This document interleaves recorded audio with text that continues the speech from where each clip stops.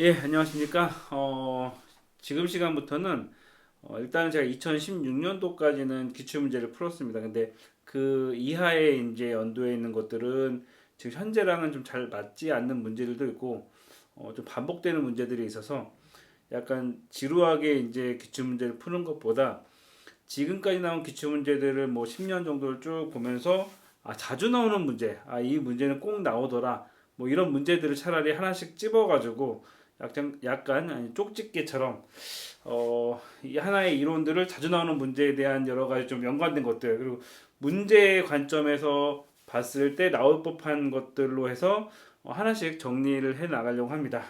쪽집게라고 생각을 하시면 되시고 지금 나오는 것들은 꼭 숙지를 하시면 시험 문제 푸는 데 제가 봤을 때는 도움이 되지 않을까 생각이 듭니다.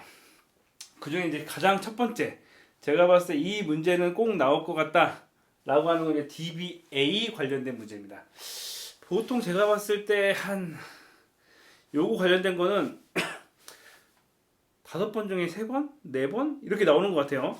예, 자주 나온다는 얘기죠. 꼭 나온다는 얘기죠. 그래서 여러분들이 이제 알아두셔야 될 건데 뭐냐면 일단 DB 관련돼서 이야기를 합시다. DB가 일단 무엇입니까? DB는 일단은 소리를 측정하는 그냥 수치라고 생각하시는 게 제일 좋아요. 센치나 인치처럼 길이를 재는 도구 아니면 뭐 키로처럼 무게를 재는 도구 아니면 소리의 크기를 재는 도구가 이제 재는 수치가 dB가 되는 거죠. 일단 dB 관점으로 해서 소리 비율로 해가지고 요거는 이제 나중에 이야기하더라도 일단 소리를 측정하는 기준이 dB인데 일단 소리를 측정하는 건 dB예요. 그건 알고 계셔야 돼요. 일단 dB부터.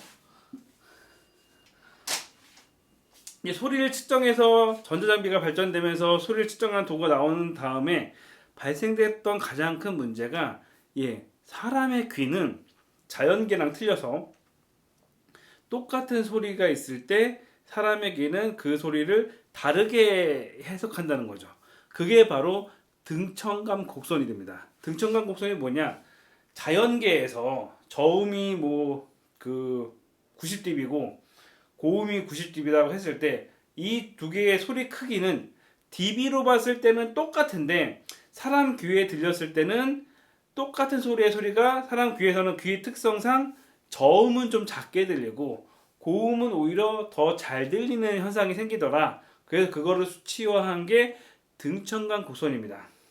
그래서 이게 그 소음이라는 걸 측정할 때 소음이나 이런 걸 측정할 때 예를 들어 기준을 dB라는 개념으로 소음을 측정하면 예를 들어서 100dB 정도에 되는 뭐 200Hz 정도 되는 저음이 있을 때 기본적으로 소음기나 이런 것들을 그냥 dB로 찍어버리면 자연계에서는 90, 뭐 100dB, 110dB가 나오는데 사람 귀에는 70dB 정도밖에 안 들리네. 그렇게 소음이라고 인식을 하지 못하는 경우가 생긴다는 거죠.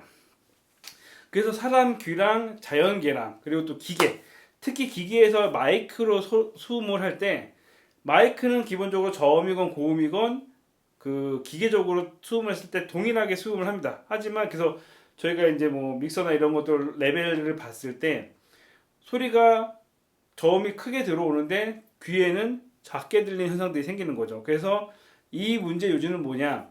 자연계의 소리가 이렇게 존재해서 전 대역대의 주파수별로 소리의 그 크기 수치가 있는데 요거는 기본적으로 측정할 때 이건 현재 없는 게 아니니까 원래 있는 거기 때문에 이런 게 자연계에 존재하나 사람의 귀로 들었을 때는 이거를 약간 왜곡해서 듣기 때문에 그거를 감안해서 체크를 해야 된다. 단순하게 이 뭐 저음대가 이렇게 했다 하더라도 사람 귀에는 다르게 들릴 수가 있다.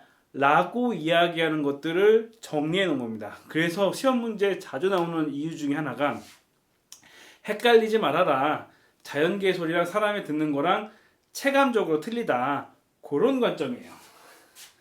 그래서 기본적으로 소리 크기는 dB인데 이거를 필터를 거쳐가지고 dBA, dBB, dBC, 뭐 dBD까지 이렇게 크게 네 가지 종류로 구분을 지었어요. 그래서 똑같은 소리 크기에 관한 건데 A 같은 경우는 여기 이제 시험 문제 그게 나왔어요. 그 폰으로 해가지고 등천강 곡선 표 보시게 되면은 음압 랩에 폰 이렇게 관련된 거잖아요. 거기에서 40 폰으로 해가지고 그 적용을 시켰습니다. B는 70, C는 100이고요. 이거는 이제 뭐 1kg에서 10kg인데 이거 설명해 드릴게요. 일단 그래서 40폰으로 적용을 하게 되면 거기 수치를 보시게 되면 40폰 같은 경우는 고음에서는 그 똑같은 볼륨보다 좀 잘 들리고 저음에서는 좀 잘 안 들리는 수치가 등천강 곡선에 되어 있습니다. 그래서 이거는 사람 귀에 관련된 거죠. 사람 귀. 사람 관점에서 필터링을 한 거예요. 똑같은 소음을, 똑같은 소리를 사람 관점, 사람이 듣는 관점으로 해서 필터링한 게 A가 되는 거고요. C 같은 경우는 전체적 평범해요. 100폰 같은 경우를 보시게 되면은 거기에 제가 아까 봤을 때 1kg랑 7kg랑 200인가 200Hz가 좀 비슷해요. 똑같아가지고 약간 좀 대역대별로 약간 비슷해서 이 100콘 기준으로 가게 되면은 약간 좀 전체적 평평한 소리를 들을 수 있는 필터가 되는 거죠. 예, 그래서 요거는 이제 기계는 순수 이제 그 소리를 측정하는 용도로 사용이 됩니다.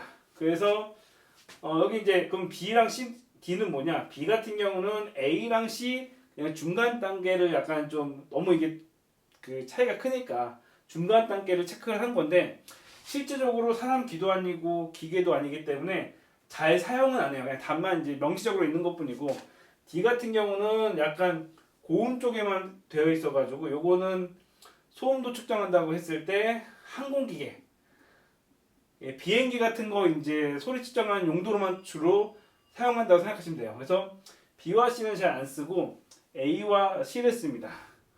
여기서 이제 문제가 나오는 것들이 그럼 이거는 어디에 연관됐느냐? 요게 이제 등천강 곡선과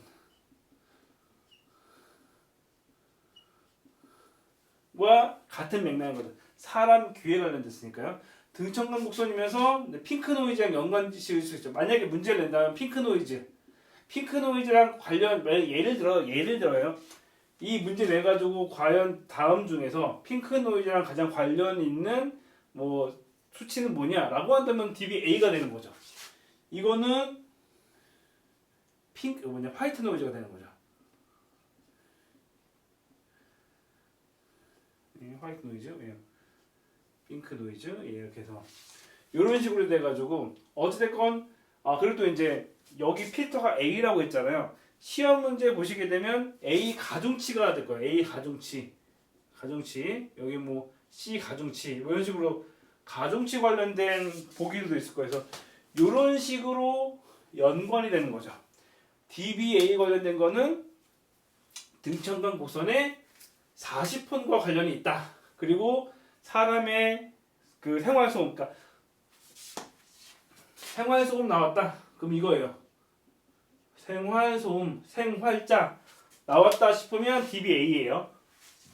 그리고 뭐 기계 측정할 때, 전자제품 측정할 때 그때 사용하는 필터는 뭐냐라면 이제 이거 기계 이렇게 되겠죠. 예, 이렇게 해서 그래서 DBA 관련돼서 40폰이고 사람이고 등천각선이고 뭐 A 가중치고 C 관련돼서는 뭐 화이트 노이즈고 뭐 기계나 이런 것들 한다 뭐 이렇게 나오는 것들 요게 이제 시험 문제에 자주 나옵니다. 이게 등천각선으로 나오기도 하고 40폰 물어보기도 하고 가중치 물어보기도 하고 소음 측정하는 거 물어보기도 하고 이런 식으로 나와요. 어찌됐건 자주 나오는 문제 중에 하나입니다. 다시 정리를 할게요. 이 문제가 왜 나오느냐?